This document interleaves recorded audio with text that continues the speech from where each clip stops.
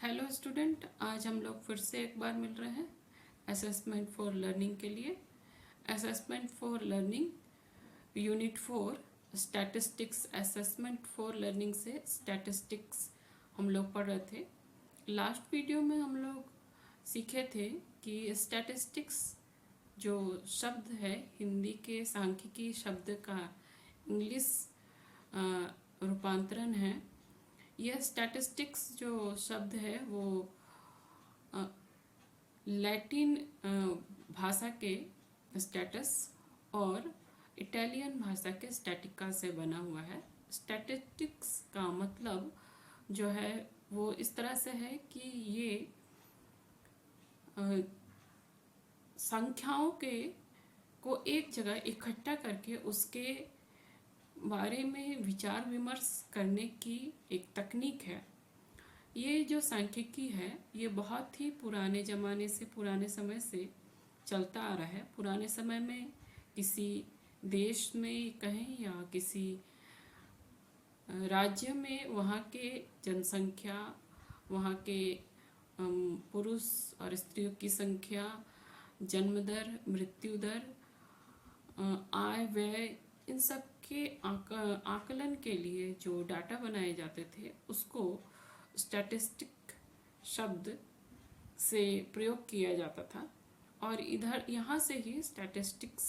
आया। स्टैटिस्टिक्स को हम लोग यहाँ पे इस तरह से देख सकते हैं कि स्टैटिस्टिक्स जो है बहुत सारे प्रयोगों को करने के बाद जो वहाँ से आंकड़े प्राप्त होते हैं और उन आंकड़ों को एक जगह एकत्र करना और उसका वर्णन करना और व्याख्या करना,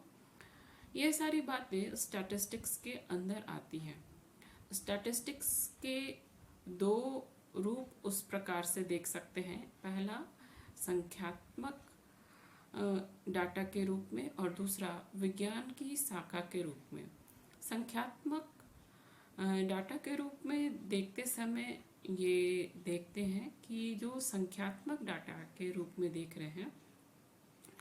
वो प्लूरल सेंस में या फिर कह सकते हैं बहुवचन में संख्यात्मक डाटा के रूप में सांख्यिकी को देखते हैं।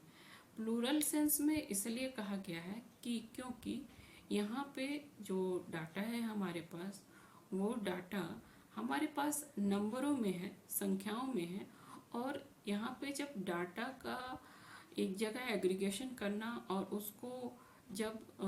क्लासिफाई करना और डिस्ट्रीब्यूट करना अलग अलग रूपों में, तो यहाँ पे जब हम लोग इसको क्लासिफाई करते हैं, डिस्ट्रीब्यूट करते हैं, तो इस आधार पे ये प्लूरल सेंस में देखा जाता है क्योंकि इस पे केवल एक नंबर नहीं, अनेकों निरीक्षण के साथ में जो अनेकों नंबर आए हैं, अनेकों डाटाज आए हैं और उसका वर्गीकरण करने की बात आती है।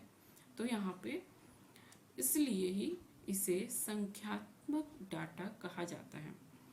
दूसरे रूप में अगर हम लोग देखें कि सांख्यिकी विज्ञान की एक शाखा के रूप में है, तो यहाँ पे सांख्यिकी विज्ञान की एक शाखा के रूप में इसलिए कहा गया है क्योंकि जब हम किसी भी निरीक्षण को करते हैं तो वो किसी एक खोज को लेकर के करते हैं और उसके आधार पे हम बहुत सारे प्रयोग करते हैं जहाँ हमें अनेकों डाटा प्राप्त होते हैं और उस डाटा के आधार पे ही हम उस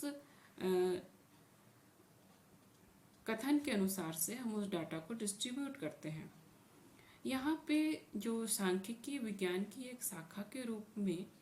बताने की कोशिश कर रहा है, यहाँ पे ये कहना चाह रहा है कि जब भी कोई प्रयोग होता है या फिर किसी बात की खोज होती है वो किसी एक लक्ष्य के रूप में होता है।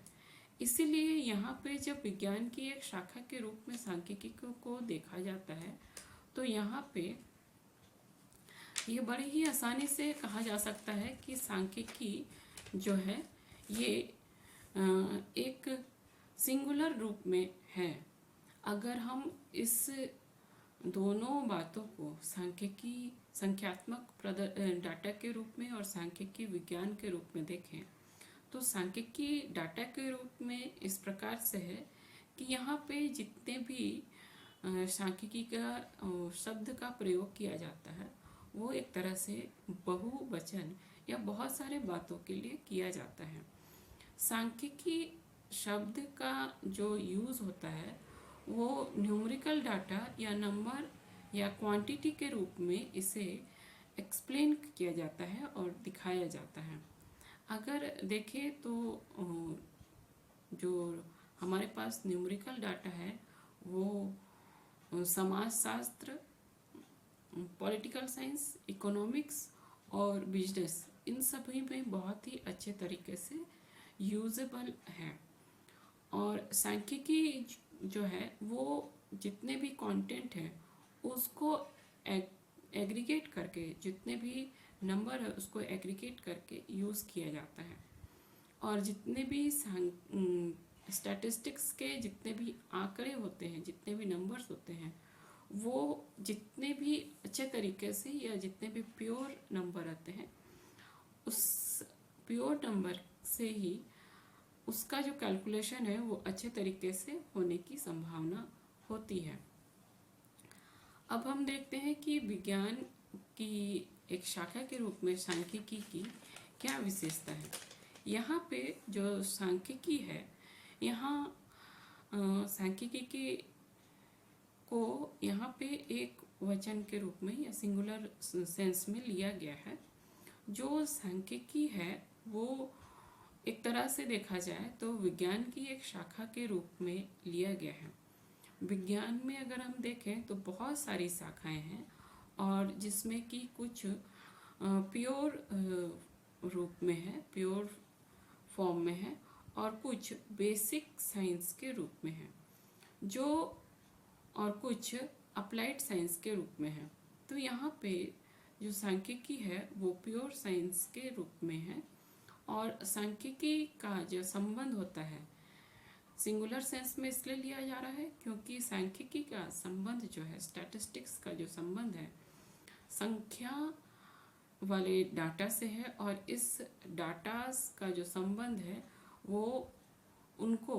मात्रा में व्यक्त कर सकते हैं, नंबर्स में एक्सप्लेन कर सकते हैं।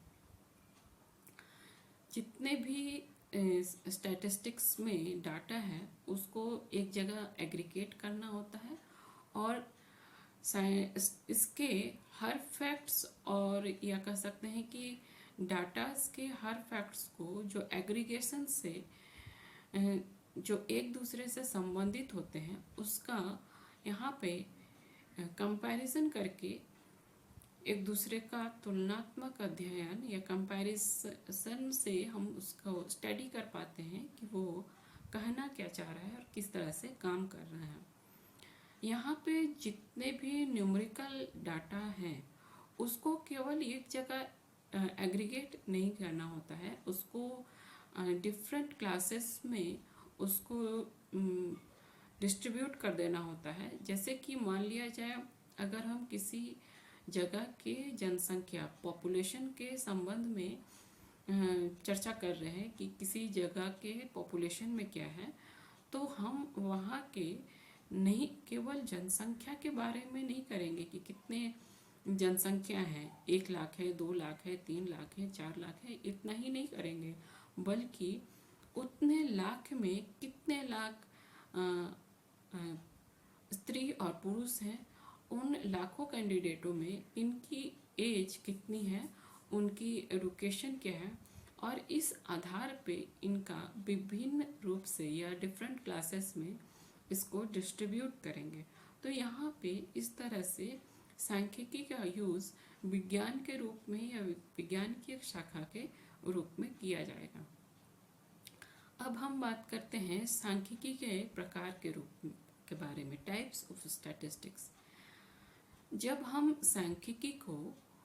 के प्रकार के बारे में चर्चा करते हैं तो ये 2 तरीके के सांख्यिकी हमारे सामने आ जाते हैं। पहला है कार्य के आधार पे और दूसरा है आंकड़ों के आधार पे। तो सबसे पहले हम लोग कार्य के आधार पे सांख्यिकी को देखेंगे। कार्य के आधार पे सांख्यिकी जो है 4 तरीके के सांख्यिकी है। पहला है डिस्क्रिप्टिव स्टैटिस्टिक्स, जिसको कह सकते हैं वर्णनात्मक सांख्यिकी। दूसरा है को रिलेशनल स्टैटिस्टिक्स, सहसंबंध सांख्यिकी। तीसरा है इन्फ्रेंशियल स्टैटिस्टिक्स, अनुमानिक सांख्यिकी। और चौथा है आगमनात्मक सांख्यिकी, इंडक्टिव स्टैटिस्टिक्स। तो हम लोग सबसे पहले डिस्क्रिप्टिव स्टैटिस्टिक्स या वर्णनात्मक सांख्यिकी को देखेंगे। वर्णनात्मक सांख्यिकी उसको कहते हैं जिसका मुख्य काम जो होता है वो संख्या वाले डाटा का डिस्ट्रीब्यूशन करना या वर्णन करना होता है, एक्सप्लेन करना होता है, जिसको कि हमारे पास जब भी हम किसी काम को करते हैं और उस काम को करने के बाद हमारे पास जितने आंकड़े एकत्रित होते हैं उस आंकड़ों का विश्लेषण करना या वर्णन करना भी यहाँ पे वर्णनात्मक डाटा होता है। यहाँ पे वर्णनात्मक डाटा हम लोग इसको इसलिए कह रहे हैं क्योंकि हमारे पास जो भी आंकड़े आए हैं, मान लिया जाए हम किसी एक जगह के पॉपुलेशन का हम वर्णन करना चाह रहे हैं, तो हम किसी एक जगह के आंकड़ों को हम एकत्रित करेंगे और वो आंकड़े जो कि हमें एक संख्या के रूप में दिखाएगा कि हमारे वहाँ के आंकड़े में वहाँ पे रहने वाले लोगों की संख्या, कुल संख्या क्या है। इस कुल संख्या के साथ साथ हम लोग वहाँ पे स्त्री पुरुष की संख्याओं को लेंगे, जन्म और मृत्यु दर को लेंगे और यहाँ पे हम उसकी शिक्षा को लेंगे और वहाँ कितने बच्चे की आयु कितनी है, लोगों की आयु कितनी है, इन सारी बातों को लेंगे। फिर हम उसका एनालिसिस करेंगे, उसका वर्णन करेंगे जो हमारे पास डाटा आया है कि इस उपलब्ध जगह का के लोगों की कुल पॉपुलेशन क्या है और उस कुल पॉपुलेशन होने का मुख्य कारण क्या है, वहाँ की शिक्षा कैसी है, स्त्रियों और पुरुषों की संख्या कितनी है। ये सारी बातें जब हम उस स्टैटिस्टिक्स में हम डिस्क्रिप्टिव रूप में या फिर वर्णन करते हुए डालेंगे, तो वर्णन करता हुआ वो स्टैटिस्टिक्स का जो डाटा हमारा रहेगा वो साफ तौर पे बताएगा कि वहाँ की स्थिति किस प्रकार से चल रही है। जैसे कि अगर हमारे पास हमारे समाज में बहुत सारी ऐसी कुरीतियाँ हैं जो कि हमारे समाज के लिए एक धब्बे के रूप में हैं। अगर मान लिया जाए, अगर हम देख रहे हैं कि किसी जगह पे भ्रूण हत्या बहुत हो रही है, फीमेल फर्ट्स की हत्या हो रही है, और अगर हम उस जगह के आंकड़ों को निकालेंगे, पॉपुलेशन का जायज़ा लेंगे, तो हमें उस जगह के पॉपुलेशन के साथ साथ स्त्री और पुरुष के बारे में भी पता चलेगा। हमें ये पता चलेगा कि दूसरे जगह के पॉपुलेशन से इस जगह का पॉपुलेशन कम क्यों है। कम होने का कारण ये है कि स्त्री और पुरुष के जो पॉपुलेशन का अनुपात है उसमें काफ़ी ज़्यादा डिफरेंसेस हैं, और वो डिफरेंसेस ये दिखा रहा है कि यहाँ के पॉपुलेशन किस तरह से कम है। मान लिया जाए अगर जहाँ फीमेल फर्ट्स की हत्या हो जाती है और वहाँ के पॉपुलेशन मान लिया जाए 10,000 का पॉपुलेशन है और दूसरे जगह के का पॉपुलेशन अच्छा है, वहाँ का जहाँ फीमेल फर्ट्स की हत्या हो जाती है तो वहाँ का पॉपुलेशन जिसके बारे में अभी चर्चा कर रहे थे 10,000 है मान लिया जाए, और वहाँ के स्त्रियों की जनसंख्या बहुत ही कम है आयु के अनुसार से, और पुरुषों की जनसंख्या बहुत ही अधिक है आयु के अनुसार से, और जो पॉपुलेशन ग्रोथ रेट है वो भी अन्य जगहों से कम है। तो ये सांख्यिकी जब हम एक डाटा के रूप में भी इसको डिस्ट्रीब्यूट करते हैं तो वो बिल्कुल ही एक तरह से वो डाटा एक्सप्लेन करता हुआ हमें सीधे रूप में दिख जाता है कि वो किस तरह से उसके डाटास या नंबर जो है इंक्रीज होता हुआ और डिक्रीज होता हुआ, किस ग्रुप में इंक्रीज होता हुआ और किस ग्रुप में डिक्रीज होता हुआ दिखाई पड़ रहा है। जैसे कि फीमेल फर्ट्स हो रहे हैं तो फीमेल के सेक्स के डिस्ट्रीब्यूशन में मेल और फीमेल का जो दो पार्ट है उसमें से फीमेल का जो है पॉपुलेशन का रेट है वो कम दिखाता जा रहा है और मेल का पॉपुलेशन का रेट अधिक दिखाता जा रहा है। तो यहाँ पे ये पॉपुलेशन रेट के कम और अधिक, मेल और फीमेल के पॉपुलेशन रेट के कम और अधिक होने से ये साफ तौर पे दिख रहा है कि क्यों इसका इस तरह से कारण चल रहा है। ये जो जिस प्रकार से डाटा हम बना रहे हैं जो कि हमें बहुत ही इजीली रूप से नंबर को, पॉपुलेशन के नंबर को बहुत ही इजीली वे से फर्स्ट व्यू में हमें एक्सप्लेन करता हुआ दिख रहा है। तो ये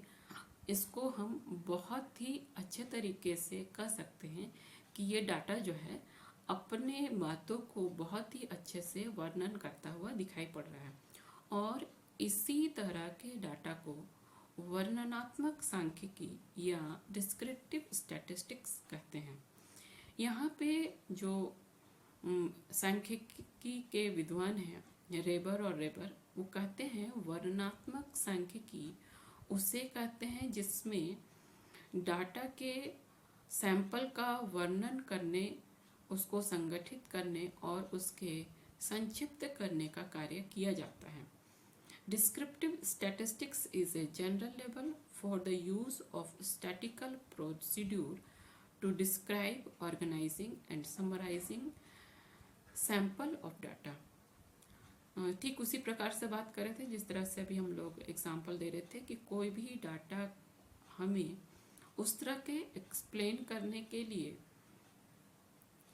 हमें उस तरह से एक्सप्लेन करता है कि हम जिस जगह को सैंपल को ले रहे हैं वो उस सैंपल का वर्णन करता है, उसके कार्यों को एक जगह संगठित करता है और एक ही जगह से संक्षिप्त करके उसको दिखाता है। जैसे कि अभी हम लोग एग्जाम्पल में देख रहे थे कि जो भी हमारे पास डाटा था, पॉपुलेशन का डाटा था, वो किसी एक खास जगह का था, खास तरह से था और वो डाटा जो है उस जगह का वर्णन कर रहा है और जितने भी डाटा है उसको एक पेज में, एक फॉर्मेट में उसको एक जगह एकत्रित किया गया, एग्रीगेट किया गया और वो डिस्ट्रीब्यूशन करने के बाद टोटलाइजेशन और एनालिसिस करके उसको समराइज किया गया, संक्षिप्त किया गया और उसके बाद वो डाटा सीधे रूप में वर्णन कर रहा है। ये वर्णनात्मक सांख्यिकी का रूप है। फिर दूसरी बात आती है सहसंबंध सांख्यिकी, कोरिलेशनल स्टैटिस्टिक्स। कोरिलेशनल स्टैटिस्टिक्स जो है वो हमारे पास जितने भी आंकड़े आए हैं, किसी भी तथ्य को खोजते हुए हमारे पास जितने भी आंकड़े आए हैं, जितने भी डाटास आए हैं, उन सभी के बीच जो सहसंबंध होता है उसको देखना और निकालना, इसे सहसंबंध सांख्यिकी कहा जाता है। जैसे कि अभी हम लोग चर्चा कर रहे थे एक पॉपुलेशन के बारे में, एक पॉपुलेशन जहां हम किसी एरिया के जगह जनसंख्या के बारे में चर्चा कर रहे थे, वो उस जनसंख्या में केवल मनुष्य ही नहीं रहते हैं, उस जनसंख्या में स्त्री और पुरुष दोनों ही साथ में रहते हैं और जब कुछ लोग रहते हैं तो वहाँ की सामाजिक व्यवस्था भी उन लोगों के साथ चलता रहता है और उस सामाजिक व्यवस्था के साथ साथ ही उसका अपना काम भी चलता रहता है। तो ये जो सामाजिक व्यवस्था चल रहा है और उस सामाजिक व्यवस्था, उस पॉपुलेशन में जितने पुरुष और स्त्री हैं, जितने जिस तरह के सामाजिक व्यवस्थाएं हैं, वो पॉपुलेशन से उस वहाँ के हर चीज़ का अपना सा संबंध उन सब से एक दूसरे से जुड़ा रहता है। मान लिया जाए कि अगर कोई पॉपुलेशन है तो साधारण से रूप में हम खुली आंखों में देख सकते हैं कि उस पॉपुलेशन में, उस जगह के लोगों में कितने पुरुष और कितने स्त्री रह रहे हैं। साथ ही साथ अगर वहाँ की सामाजिक व्यवस्था जिस प्रकार से है उस तरह से वहाँ का वहाँ का जो भी व्यवस्थाएं हैं उसका उस जनसंख्या से संबंध जुड़ता जाता है। जैसे कि अगर मान लिया जाए किसी समाज में स्त्री और पुरुष की संख्या जितनी है, मान लिया जाए वो समाज बुनकर समाज से आता है, तो ये समाज में जब हम उस वहाँ के आंकड़ों को निकालेंगे और वहाँ के लोगों की आय व्यय का हिसाब लेंगे, वहाँ कितने स्त्री और पुरुष हैं लेंगे, कितने पढ़े लिखे हैं ये बात करेंगे, तो सभी पॉपुलेशन के अनुसार से ये एक दूसरे से साधारण रूप में जुड़ता जाता है कि उस पॉपुलेशन में कितने स्त्री और पुरुष हैं, उनमें से जितने स्त्री हैं और जितने पुरुष हैं उनकी शिक्षा क्या है, और अगर उनकी शिक्षा जिस प्रकार से भी है उसमें से वो अपनी पारंपरिक बुनकर स्थिति को कितने लोग अपनाए हुए हैं, 4 अपनाए हुए हैं, 10 अपनाए हुए हैं, या सभी अपनाए हुए हैं, या उनमें से कुछ लोग पलायन करके दूसरे जगह चले गए हैं। तो ये सारी बातें उस जगह के पॉपुलेशन से एक दूसरे से संबंध करते हुए रहते हैं, एक दूसरे से संबंध पे आधारित रहते हैं। यहाँ पे भी रेबर और रेबर कहते हैं कि वे सभी सांख्यिकी प्रणालियाँ, सांख्यिकी कार्य प्रणालियाँ हैं जो कि एक दूसरे से सहसंबंध पर आधारित हैं। Correlation statistics is a general label for all those statistical procedure which are based on correlation। यहाँ पे स्पष्ट रूप से ये कहा गया है कि जितने भी स्टैटिस्टिक्स हैं वो किसी न किसी तरह से एक दूसरे से सहसंबंध पे आधारित है। यहाँ पे जो सहसंबंध पे आधारित है, यहाँ पे डाटास जो हमारे पास आते हैं उसका मुख्य काम जो होता है वो 2 चरों पे या 2 वेरिएबल्स पे या 2 ऑब्जर्वेशन पे आधारित रहता है। 2 ऑब्जर्वेशन, जो भी हम ऑब्जर्वेशन करते हैं उस ऑब्जर्वेशन में जो भी निरीक्षण आते हैं उन दोनों निरीक्षणों पे डाटास जो एक दूसरे पे आधारित रहता है और एक दूसरे पे संबंध स्थापित किया रहता है, इन दोनों संबंधों के बीच की कड़ी को निकालना और बताना ये सहसंबंध सांख्यिकी का काम रहता है। अब तीसरी बात आती है अनुमानिक सांख्यिकी, इन्फ्रेंशियल स्टैटिस्टिक्स। यहाँ पे जो सांख्यिकी है इसका मुख्य काम जनसंख्या के संबंध में अनुमान लगाना है। जनसंख्या के संबंध में अनुमान लगाना है। जब भी हम किसी जगह के पॉपुलेशन के बारे में जानकारी लेना चाहते हैं तो सबसे पहले हम वहाँ के किसी एक जगह को, छोटी जगह को निर्धारित करते हैं,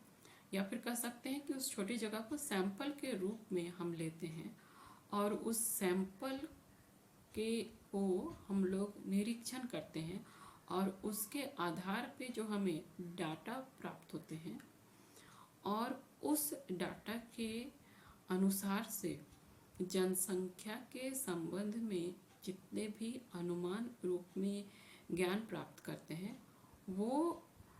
अनुमान को ही यहाँ पे अनुमानिक सांख्यिकी कहा जा रहा है, जो कि सैम्पलिंग पे आधारित रहता है। वो सैंपल जो कि पूरे जनसंख्या को प्रतिनिधित्व करता हुआ बताता है। जैसे कि मान लिया जाए अगर हम किसी एक एरिया के बारे में जनसंख्या के आकलन करने जा रहे हैं तो वो जगह शायद हमारे लिए बहुत बड़ा हो जाएगा और उस बड़े जगह को बहुत ही कम समय पे जब अनुमान लगाना होगा तो वो अनुमान लगाने के लिए हमें मुश्किल है कि हम उस पूरे जगह का निरीक्षण करें उस अनुमान लगाने के लिए कि उस पूरे जगह का पॉपुलेशन क्या है, हम 4 या 5 छोटे छोटे जगहों को चुन लेंगे और उसके आधार पे हम मान लेंगे कि ये जो छोटे छोटे 5 जगह हैं, मान लिया जाए हम किसी एक जगह को के पॉपुलेशन को देख रहे हैं, एक शहर के पॉपुलेशन को देख रहे हैं, तो हम कुल मिलाकर के 10 ऐसे छोटे छोटे जगहों को चुन लेंगे जहाँ से हम मान सकते हैं कि ये पूरे 10 जगह पूरे शहर का के बारे में बता रहा है। उस छोटे छोटे 10 जगहों को हम सैंपल कहते हैं और उस सैंपल के लिए, सैंपल को विस्तार करने के लिए, उस सैंपल को देखने के लिए किस प्रकार से काम हो रहा है, किस तरह से उसमें अंतर पड़ रहे हैं, उस बात को देखने के लिए हम उस छोटे छोटे सैंपल का ही निरीक्षण करेंगे और जो भी हमारे पास डाटा आएंगे वो डाटा हमारे पास उन 10 छोटे छोटे सैंपल जो कि हम पहले से सेलेक्ट किए हैं उस जगह के रहेंगे और उसके आधार पे जो हमारे पास नंबर एकत्रित होंगे, जो नंबर हमारे पास आएंगे, उसी नंबर के आधार पे हम ये मान लेंगे या अनुमान लगाएंगे कि उस पूरे शहर की जनसंख्या कुल करीब करीब कितनी होगी। यहाँ पे जो सैंपल है वो जनसंख्या का प्रतिनिधित्व या मास्टरी करता हुआ दिखाई पड़ रहा है। उसके आगे है इंडक्टिव स्टैटिस्टिक्स, आगमनात्मक सांख्यिकी। सांख्यिकी को अगर हम देखें तो उसका मुख्य काम छोटी छोटी घटनाओं के आधार पे सामान्य रूप से प्रकट करना होता है। जैसे कि अभी हम लोग पहले देख रहे थे, एक जनसंख्या, एक जगह की जनसंख्या के बारे में हम अगर है तो वहाँ के मेल और फीमेल कितने हैं, उनकी पढ़ाई कितनी है, उनकी जॉब कैसी है, इस तरह की छोटी छोटी बातों को लेकर के, घटनाओं को लेकर के उसके आधार पे अनुमान लगा करके काम कर रहे थे, जिसको कह सकते हैं जनरल इन्फ्रेंस के बारे में काम कर रहे थे। यहाँ पे स्पष्ट है कि अनुमानिक सांख्यिकी के समान ही, जैसे अभी हम लोग पहले, इससे पहले इन्फ्रेंशियल स्टैटिस्टिक्स के बारे में बात कर रहे थे, उसी प्रकार से आगमनात्मक सांख्यिकी, इंडक्टिव स्टैटिस्टिक्स भी काम कर रहा है। यहाँ पे इस स्टैटिस्टिक्स में दो तरह से काम आ रहे हैं। यहाँ इन्फ्रेंशियल स्टैटिस्टिक्स और इंडक्टिव स्टैटिस्टिक्स। इन्फ्रेंशियल स्टैटिस्टिक्स जब हम लोग छोटे छोटे जगहों को सैंपल ले करके हम वहाँ पे किए और वहाँ से निकलता हुआ जो हमारे पास नंबर आया उसको हम लोग एक एग्रीगेट रूप में देख करके हम लोग ये अनुमान लगा लिए कि पूरे जगह की स्थिति क्या होगी। उसी प्रकार से जब इंडक्टिव स्टैटिस्टिक्स या आगमनात्मक सांख्यिकी की बात है तो हम किसी एक, मान लिया जाए एक पॉपुलेशन के बारे में चर्चा कर रहे हैं, एक बड़े से जगह के पॉपुलेशन के बारे में चर्चा किए हैं और वहाँ के एक जगह के छोटे छोटे 10 जगह के कोई सैंपल लेके वहाँ पे नंबरिंग किए पॉपुलेशन का। उसी के आधार पे वहीं के कैंडिडेट के जो 10 सैंपल लिए हैं उस मुख्य तथ्य को लेकर के, जैसे कि मुख्य तथ्य हमारे पास उस जगह का नंबर हुआ, उस जगह के नंबर्स हुए और उस नंबर को, उस जगह के कैंडिडेट के नंबर के आधार पे हम उसके साथ छोटी छोटी और घटनाएं जैसे male female, educational qualification, jobs वगैरह को हम लोग साथ में इंक्लूड करके वहाँ के 10 सैंपल को वहाँ पे हम इसके बारे में भी निरीक्षण कर लिए, वहाँ से डाटा ले लिए। अब हम उसी के आधार पे पूरे शहर के बारे में भी देख लेंगे। जैसे कि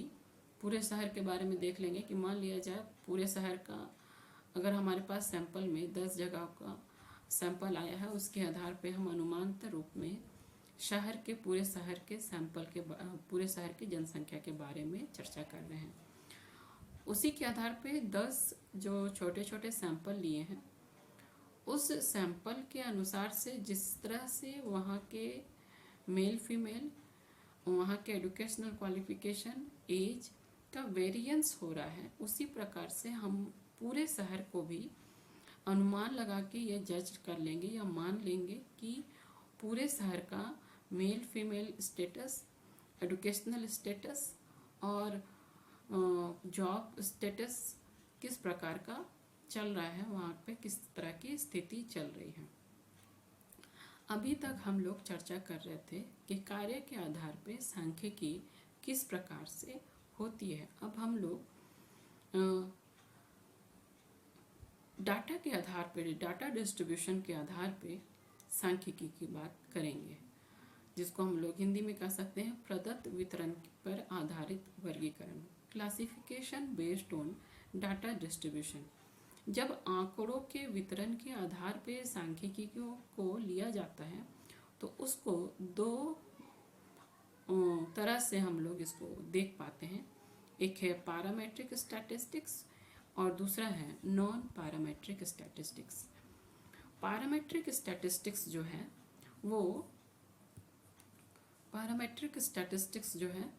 वो हमें ये दिखाता है कि किस तरह से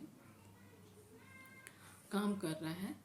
और किसको हम लोग पैरामेट्रिक स्टैटिस्टिक्स कह सकते हैं। पैरामेट्रिक स्टैटिस्टिक्स जो है वो इस रूप में है।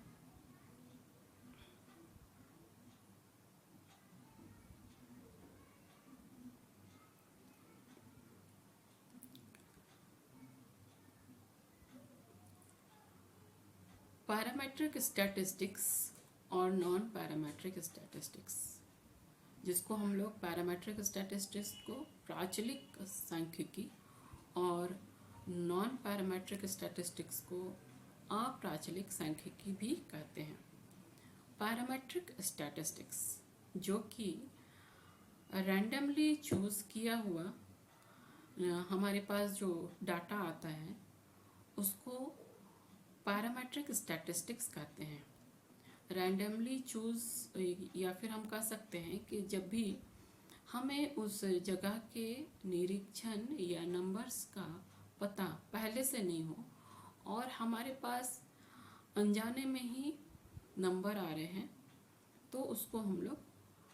पैरामेट्रिक स्टैटिस्टिक्स कहते हैं। जैसे कि अगर मान लिया जाए हम कहीं के किसी जगह के सैंपल को लिए हैं और वो सैंपल हमें नहीं पता कि वहाँ की जनसंख्या कितनी है और वहाँ की क्या स्थिति है, और जब हम उसको कैलकुलेट करेंगे और जो हमारे पास नंबर आएंगे और उसके आधार पे हम उस स्टैटिस्टिक्स का वर्गीकरण करके उसका एनालिसिस करेंगे, तो इस तरह के स्टैटिस्टिक्स को पैरामेट्रिक स्टैटिस्टिक्स कहा जाता है। दूसरा है नॉन पैरामेट्रिक स्टैटिस्टिक्स, अप्राचलिक सांख्यिकी। यहाँ पे जो हमारे पास जो डाटा आ रहे हैं वो रैंडमली नहीं आ रहे हैं, या फिर कह सकते हैं कि पहले से ही पता है कि किस तरह के नंबर यहाँ आएंगे, किस तरह के नहीं आएंगे, वहाँ की स्थिति क्या होगी क्या नहीं होगी। इस तरह के स्टैटिस्टिक्स को पैरामेट्रिक, नॉन पैरामेट्रिक स्टैटिस्टिक्स कहा जा रहा है। और यहाँ पे इस तरह से जो हमारे पास जो पहले से अनुमानित किया हुआ जो हमारे पास नंबर आएंगे और उसके आधार पे जब हम उसका वर्गीकरण करेंगे, एनालिसिस करेंगे, जिसके बारे में भी हमें पहले से सेमी नॉलेज रहेगा, तो इस तरह के स्टैटिस्टिक्स को अप्राचलिक या नॉन पैरामेट्रिक स्टैटिस्टिक कहते हैं। ये खास तौर पे प्रायोगिक रूप में जब हम लोग किसी प्रयोग को हम लोग करते हैं और उसके साथ में जब हम नंबर लाते हैं, आंकड़े जो हमारे पास एकत्रित होते हैं, उस तरह के स्टैटिस्टिक्स को अप्राचलिक सांख्यिकी कहते हैं। इन दोनों प्रकार की सांख्यिकी में स्टैटिकल जो टेक्निक होते हैं, सांख्यिकी प्रविधियां जो होती हैं, उन दोनों का आपस में बहुत ही गहरा संबंध है और यहाँ पे जो सांख्यिकी है वो उसका व्याख्या किया जाता है, और उसका व्याख्या जो है उसको करने से पहले सबसे पहले सैंपल और पॉपुलेशन का व्याख्या करना होता है। तो सबसे पहले हम समझेंगे कि पॉपुलेशन क्या कहते हैं जब हम सांख्यिकी को यूज़ करने वाले होते हैं,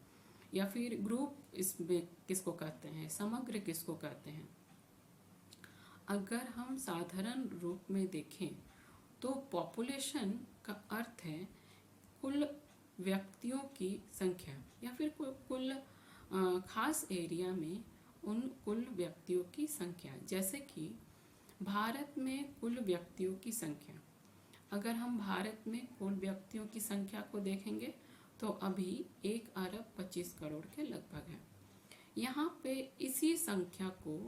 पॉपुलेशन या ग्रुप या समग्र कहेंगे। यहाँ पे जब सांख्यिकी में इस पॉपुलेशन का यूज़ कर रहे हैं, बड़े ही ब्रॉड सेंस में, व्यापक रूप में कर रहे हैं, तो यहाँ पे सांख्यिकी का अर्थ जो है स्टैटिकल सेंस में, सांख्यिकी का अर्थ जो है वो जनसंख्या का तात्पर्य या व्यक्तियों,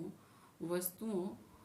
और निरीक्षणों और घटनाओं के निश्चित संख्या को यहाँ पे पॉपुलेशन कहा गया है। पॉपुलेशन वहाँ के क्या है, कुल कितने वस्तुएं हैं, हमारे ऑब्जर्वेशन कितने हैं, आज कितने इवेंट्स हैं, कितनी घटनाएं हैं, इन सभी चीज़ों के निश्चित संख्याओं को ही यहाँ पे पॉपुलेशन कहा जा रहा है। मतलब जिस चीज़ का भी हम खोज कर रहे हैं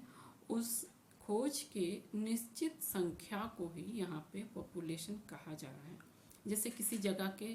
कैंडिडेट का खोज कर रहे हैं तो उस जगह के पॉपुलेशन, पेड़ों का खोज कर रहे हैं तो पेड़ों का पॉपुलेशन, इस तरह के अनेकों तथ्यों का जब हम खोज कर रहे हैं और उसके निश्चित संख्या को हम देख करके वहाँ के ऑब्जर्वेशन और इवेंट के अनुसार से देख करके वहाँ के पॉपुलेशन को बता रहे हैं, तो उसको ही पॉपुलेशन कह रहे हैं। और यही चीज़ जो है वो उस जनसंख्या के निश्चित संख्या को पॉपुलेशन कहना यहाँ पे कहा जा रहा है। दूसरी बात आती है प्रतिदर्श या सैंपल। जब किसी जनसंख्या या पॉपुलेशन को उस अंश या भाग को समझने के लिए हम उसको सैंपल कह सकते हैं जो उस पॉपुलेशन का रिप्रेजेंटेटिव हो या प्रतिनिधित्व कर रहा हो। जैसे कि मान लिया जाए कि अगर कोई खोजने वाला किसी भी राज्य में, मान लिया कोई राज्य में या किसी शहर में खास उम्र की लड़कियों के औसत लंबाई को जानना चाह रहा है। मान लिया जाए 16 वर्ष के लड़कियों की औसत लंबाई को खोजना चाह रहा है तो वो 16 वर्ष के लंबाई से संबंधित लड़कियों के लिए वो सभी, मान लीजिए अगर जिला में है तो सभी जिला के में जा करके कम से कम 2000 लड़कियों की लंबाई को नापेगा। अगर किसी और शहर में है तो उसी तरह से उस सैंपल को छोटा करके वो उसको नापेगा और एक कंक्लूज़न निकालेगा, एक निष्कर्ष निकालेगा। यहाँ पे जितने भी पूरे राज्यों से, पूरे ज़िलों से जो 2000 लड़कियों का लंबाई नापा गया है, यहाँ पे 2000 लड़कियाँ जो हमारे पास अपनी लंबाई के लिए हैं, जिसकी संख्याएं हैं, उस 2000 लड़कियों को हम सैंपल कहेंगे। और यहाँ पे जो सैंपल है, हमारे पास जो सैंपल है वो सैंपल हमें उस ज़िले के 16 वर्ष के, उस राज्य के 16 वर्ष के लड़कियों की कुल औसत ऊंचाई कितनी है ये बताएगा। यहाँ पे हमें, जब हम इस तरह से निरीक्षण करने जा रहे हैं तो यहाँ पे हमें इस बात का ध्यान रखना होगा कि ये निरीक्षण जो हो रहा है वो निरीक्षण निष्पक्ष रूप से हो, अनबायस्ड रूप से हो, रैंडमली चूज़ किया हो, जिसको हम लोग कहेंगे कि आंख बंद करके चूज़ किया हो। हम ऐसा ना देखें कि सभी लड़कियों की हाइट जिसकी बराबर चल रही है हम उसी को चूज़ करें। हम किसी छोटी लड़की को, उससे बड़ी लड़की को, उससे छोटी लड़की को, इस तरह से करके हम चूज़ करेंगे, ताकि वो जो हमारे पास जनसंख्या है, या फिर कह सकते हैं लड़कियों की 2000 लड़कियों का जो जनसंख्या है, वो जनसंख्या हर हाइट को रिप्रेजेंटेटिव कर रही हो, इस तरह का हम पॉपुलेशन को लेंगे। और इस तरह के पॉपुलेशन हमें बहुत ही अच्छा रिजल्ट करते हैं।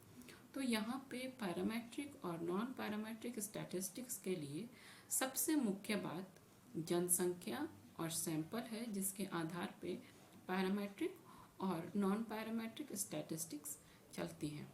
अब हम लोग आते हैं स्टैटिस्टिक्स के यूज़ और इम्पोर्टेंस के लिए। शिक्षा में इसका सांख्यिकी का क्या महत्व और उपयोग है। शैक्षिक सांख्यिकी का महत्व एवं उपयोग, importance and use of educational statistics. आजकल अगर हम हर ह्यूमन बीइंग के लाइफ को देखें तो वो बहुत ही ज़्यादा उलझा हुआ है। संख्यात्मक रूप से अत्यंत आवश्यक है कि उसको कुछ रूप दिया जाए। सांख्यिकी के रूप से एक फॉर्मेट में देखेंगे कि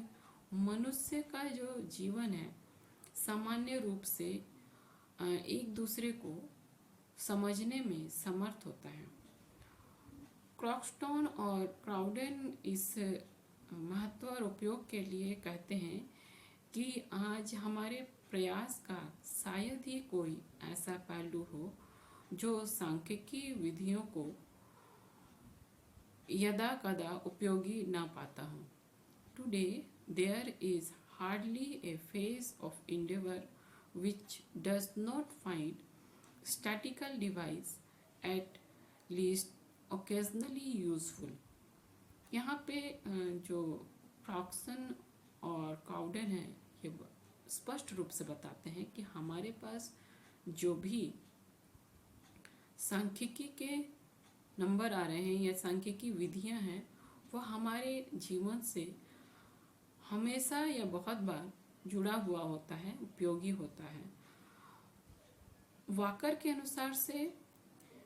वो कहते हैं कि एक आश्चर्यजनक सीमा तक हमारी सांख्यिकीय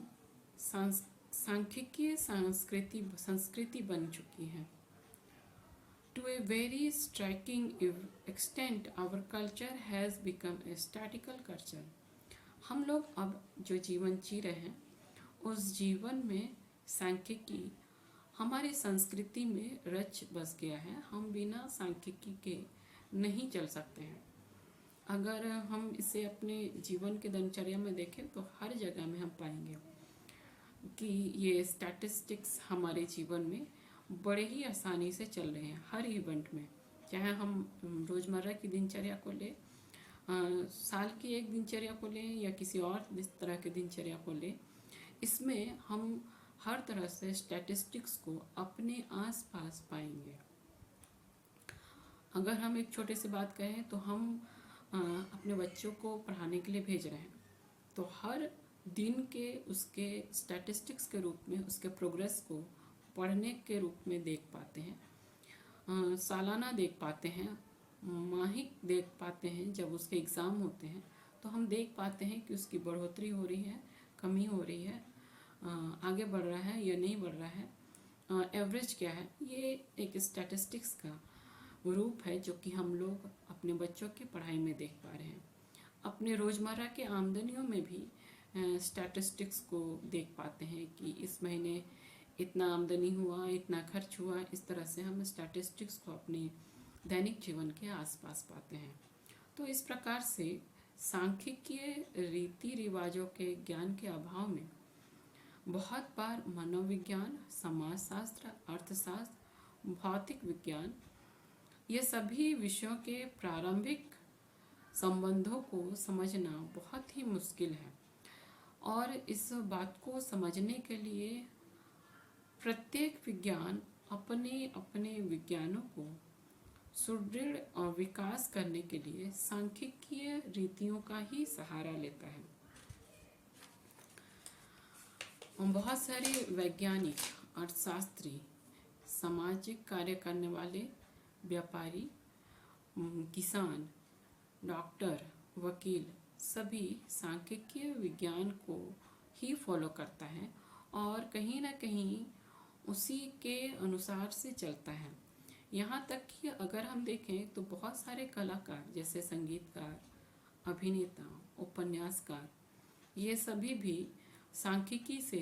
रिलेट रहते हैं, जुड़े हुए रहते हैं और उससे अपने लिए लाभ उठाते हैं।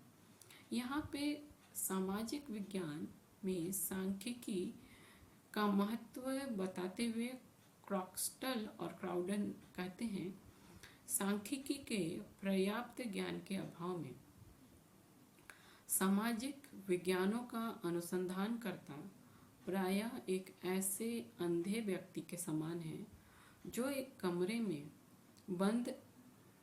कमरे में उस काली बिल्ली को ढूंढने का प्रयास कर रहा है जो कि वहाँ है ही नहीं।